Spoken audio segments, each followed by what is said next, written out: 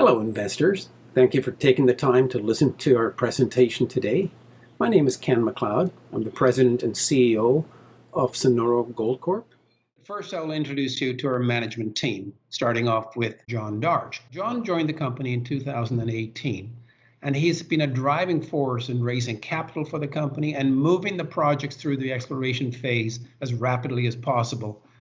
My own background is quite similar to John's as well. I've spent 35 years operating and funding companies around the world, from Africa through Asia and through North and South America. Our technical team is headed by Melvin Herdrick. He's a geologist. He's our Vice President of Exploration based in Hermosillo. Mel's expertise started off with the Idaho School of Mines, and he operated in the United States for years, working as a geologist for Kennecott Corporation, before eventually moving to Mexico 30 years ago, where he became the head of exploration for Phelps Dodge. The other member of the team that has been so successful was Jorge Diaz, who's our Vice President of Operations.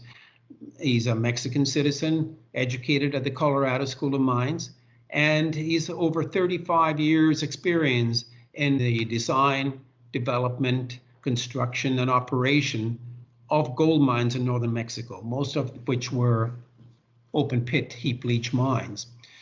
There's over 500 years of mining history in Mexico. It's a very low political risk jurisdiction. And Sonora State in particular is the finest state in Mexico for exploration and development, being so mining friendly. Permitting is streamlined, and it's a technological center for northwestern Mexico with a Ford assembly plant situated in Hermosillo. We're surrounded by producing mines. We're in a field where to the east of us is the Sierra Madre Gold Belt. To the southeast of us is the Mercedes mine operated by Premier Gold. To the north of us is the Santa Gertrudis project, which Agnico Eagle acquired from Go Gold. Now, adjacent to us on the west is the Cerro Prieto gold mine, open pit heap leach facility as well. So we are in a very strong gold mining district. This map taken by the Geological Survey of Mexico showed the signature of the magnetic body underlaying both the Mercedes mine and Cerro Caliche, suggests that the mineralization of both bodies was created by the same pluton.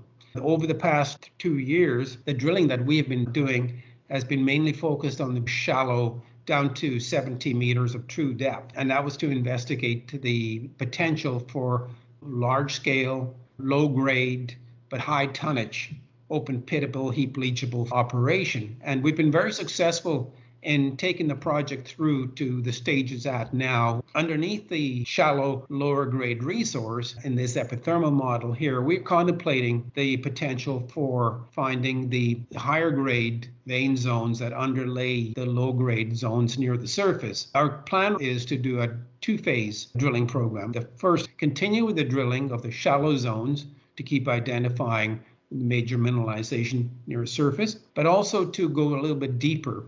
And so we've got a core drilling program investigating potential higher grades at depth, while we have an RC program drilling for expansion of a resource near the surface. The main zone that we show here right now, bordered in red, is the Japonesa zone, and it's the location of most of the 200,000 ounce inferred resource that was stipulated in the 43-101 technical report that was prepared in July of 2019. The other zones that I'm showing in black rectangles are zones that we have done sufficient drilling to identify mineralized zones that have the similar or better values to the central zone of Japoneses, but there's an insufficient drilling spacing to enable us to classify these zones currently as a resource. So the goal now is to quantify a resource in each one of these rectangles. What we may eventually find is these separate zones will merge into one larger potential open pit in the future.